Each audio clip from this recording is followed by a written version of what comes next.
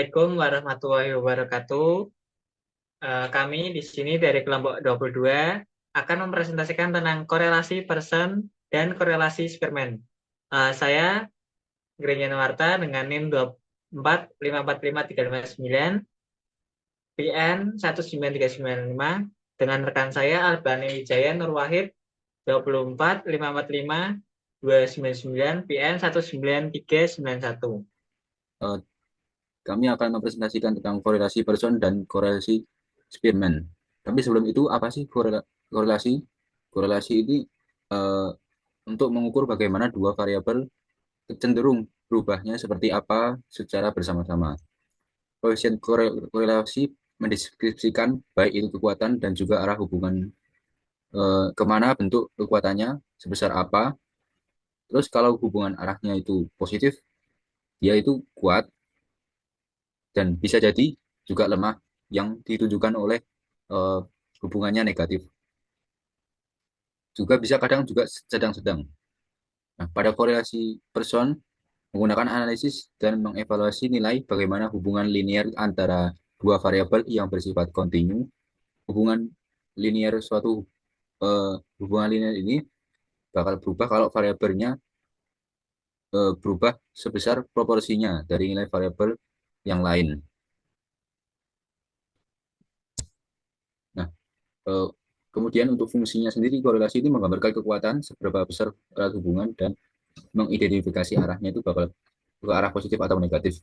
Dengan rentan nilainya, eh, negatif itu N1 dan hingga positif.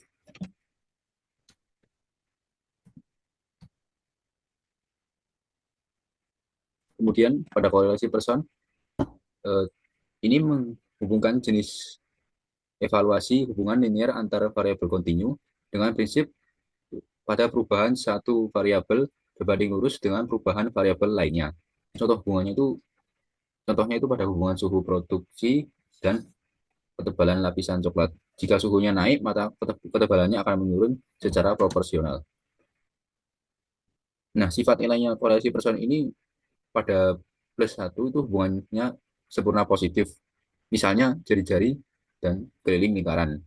Kalau nol itu tidak ada hubungan linear dan N1 hubungan linear sempurna negatif. Nilai antara misalnya plus 0,851 plus 0,851 itu hubungannya positif tapi tidak konsisten. Nah, untuk contoh visualnya korelasi person itu seperti pada gambar berikut.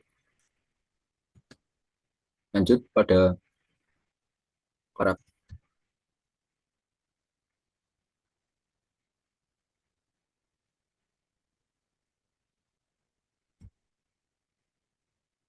Oke, selanjutnya pada korelasi Spearman.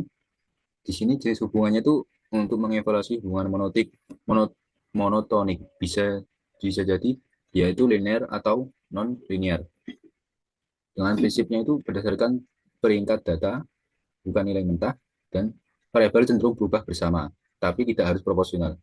Contoh aplikasinya itu cocok untuk data ordinal, misalnya peringkat ujian dan tingkat kepuasan. Contohnya itu hubungan lama kerja karyawan dengan urutan penyelesaian ujian. Terus sifat nilainya itu plus satu itu hubungan monotonik sempurna. Jika X naik, Y akan juga naik. Dan tapi jika tapi eh, dan juga ada sifat min satu di mana hubungan monotoniknya itu sempurna terbalik. Terus nilai antaranya itu perubahannya tidak konsisten. Contoh visualnya pada gambar sebagai berikut.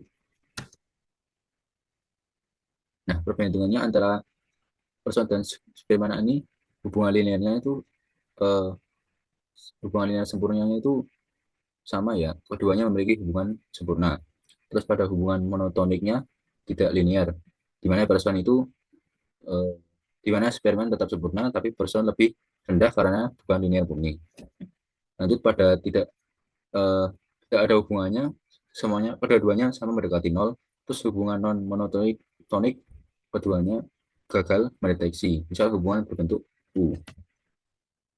Selanjutnya penting korelasi ya, tidak sama dengan kualitas. Yang kedua, korelasi tidak membuktikan sebab akibat, misalnya suhu bukan penyebab ketebalan. Yang ketiga, visualisasi wajib. Yang keempat, selalu digunakan diagram sebar atau scatter plot, karena korelasi bisa nol padahal hubungan kuat. Contoh hubungan nonlinear, non non tonik. Kapan memilihnya? Gunakan person jika data kontinu dan hubungan diduga linear. Selanjutnya memenuhi asumsi normalitas. Selanjutnya gunakan Spearman jika data ordinal atau tidak normal. Hubungan monotonik tapi tidak linear. Ada outlinear atau Spearman lebih robust. Next. Langkah-langkah pengujian hipotesis untuk analisis korelasi Pearson. Satu, hipotesis HO tidak terdapat korelasi antara kedua variabel. H1 terdapat korelasi antara kedua variabel. Yang kedua, tingkat signifikan alfa sama dengan 0,05. Statistik uji SIG sama dengan titik-titik daerah kritik H0 ditolak jika SIG kurang dari alfa. Selanjutnya ada kesimpulan. Terima kasih.